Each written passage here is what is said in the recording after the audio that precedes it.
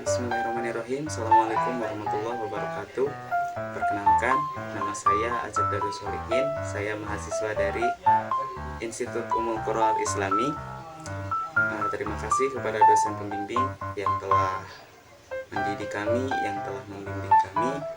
Semoga beliau senantiasa diberikan kesehatan oleh Allah Subhanahu wa taala. Amin ya Allah ya rabbal alamin. Baik, pada video kali ini saya akan menjawab beberapa pertanyaan. Yang pertama yaitu perencanaan pendidikan apa yang akan saya tempuh ketika saya memimpin sekolahan. Oke, baik, izinkan saya menjawab pertanyaan yang pertama.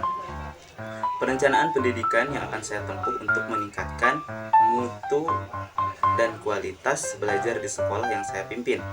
Yang pertama, membentuk visi dan misi agar menjadi acuan dalam pelaksanaan kegiatan pembelajaran. Nah, visi dan misi ini sangat penting sekali kita bentuk, harus dengan pemikiran yang matang. Jangan sampai menentukan visi dan misi ini secara asal-asalan, karena visi dan misi ini akan menjadi acuan kita bagaimana kedepannya sekolah kita nanti dan apa aja yang mau kita kejar ketika kita memimpin sebuah sekolahan seperti itu. Maka dari itu, visi dan misi penting sekali untuk kita bentuk sebelum kita memimpin sekolahan. Dan visi dan misi ini tidak boleh kita tentukan secara asal-asalan ataupun sembarangan, karena kalau misalkan perencanaan pendidikan, pembentukan visi dan misi ini kita bikin atau kita buat secara asal-asalan, maka sekolah kita ke depannya akan menjadi asal-asalan juga, karena visi dan misi ini sebagai dasar dan acuan. Yang kedua yaitu menyediakan sarana dan prasarana yang cukup untuk menunjang kegiatan pembelajaran. Nah, sarana dan prasarana ini juga sangat penting sekali kita optimalkan, kita upayakan sebagus mungkin, secukup mungkin agar sekolah kita, kegiatan pembelajaran itu bisa terlaksana dengan maksimal, karena sarana dan prasarana ini adalah sebagai faktor pendukung terlaksananya kegiatan pembelajaran yang efektif. Nah, yang ketiga, merekrut dan membentuk tenaga pengajar yang berkompeten sesuai bidang atau materi yang diampu. Kita selaku kepala sekolah bertanggung jawab atas semua pengajar atau tenaga pendidik yang ada di sekolah yang kita pimpin. Maka dari itu, ketika kita menilai seorang tenaga pendidik dan dinilai tidak berkompeten dalam bidangnya, maka upaya kita yaitu membentuk tenaga pendidik tersebut dengan cara memerintahkan pengajar pendidik tersebut untuk mengikuti kegiatan-kegiatan untuk meningkatkan kualitas keilmuan dari seorang pengajar tersebut. Yang selanjutnya, nomor 4, yaitu membangun hubungan yang baik dengan warga sekolah atau masyarakat sekitar di sekolah. Yang kelima, mengikuti dan mendukung segala kebijakan pemerintah dalam upaya meningkatkan mutu pendidikan Indonesia. Nah, ini kita selaku kepala sekolah harus mendukung sepenuhnya kebijakan-kebijakan yang ditentukan oleh pemerintah dalam rangka untuk meningkatkan kualitas pendidikan di negara Indonesia ini. Gitu. Nomor 6, mengupayakan program bantuan-bantuan untuk peserta didik yang kurang mampu dan mengupayakan program beasiswa untuk peserta didik yang berprestasi. Nah, mungkin 6 perencanaan pendidikan ini yang akan saya tempuh ketika saya memimpin sebuah sekolah atau yayasan. Untuk berikutnya, pertanyaan nomor 2, kebijakan pendidikan apa yang akan Anda terapkan ketika memimpin sebuah sekolah? Nah, izinkan saya menjawab pertanyaan nomor 2 ini. Kebijakan pendidikan yang akan saya terapkan di sekolah yang saya pimpin, yang pertama, mempermudah penerimaan peserta didik baru dan menyeleksi peserta didik pindahan. Nah, kenapa saya mempermudah? Karena bagi saya, ketika saya terlalu selektif untuk memilih peserta didik baru, maka yang memiliki IQ dan pengetahuan yang rendah lah, bisa dikatakan seperti itu, akan sangat sulit sekali menemukan sekolah.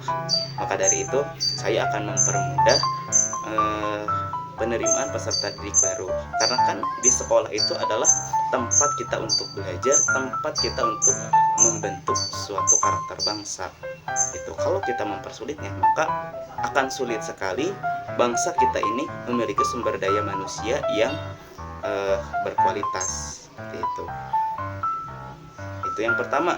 Yang kedua, tidak mempersulit para tenaga pengajar dalam hal administrasi. Nah, seperti halnya dipusingkan dengan pembikinan RPP yang selalu tiap hari. Nah, saya tidak akan seperti itu. Saya akan menerapkan kebijakan tidak mempersulit para tenaga pengajar dalam hal administrasi. RPP itu cukup setorkan ya untuk 1 minggu, untuk 2 minggu, karena mengajar itu tidaklah mudah. Mengajar itu bukan hal yang sangat mudah seperti membalikan kedua tangan. Apalagi kalau kita dibebankan, apalagi kalau kita selaku kepala sekolah membebankan administrasi yang terlalu rumit kepada seorang pengajar. Kasihan begitu. Cukuplah para pengajar fokus untuk mendidik para peserta didik. Jangan kita pusingkan juga dengan administrasi yang rumit seperti itu. Yang ketiga, memberikan insentif yang cukup kepada tenaga pengajar honorer. Nah, mungkin itu aja kebijakan pendidikan yang akan saya terapkan ketika saya memimpin sebuah sekolah. Oke, baik, berlanjut ke pertanyaan nomor 3. Manajemen kelas seperti apa yang akan saya gunakan ketika saya memimpin sebuah sekolah? Oke, baik, izinkan saya menjawab. Yang pertama yaitu melakukan manajerial kelas. Ya, manajerial kelas ini seperti halnya berfokus pada bagaimana mengorganisir kelas secara efektif. Nah, seperti halnya kita mengatur tempat duduk para peserta didik, mengatur struktur organisasi yang ada di kelas.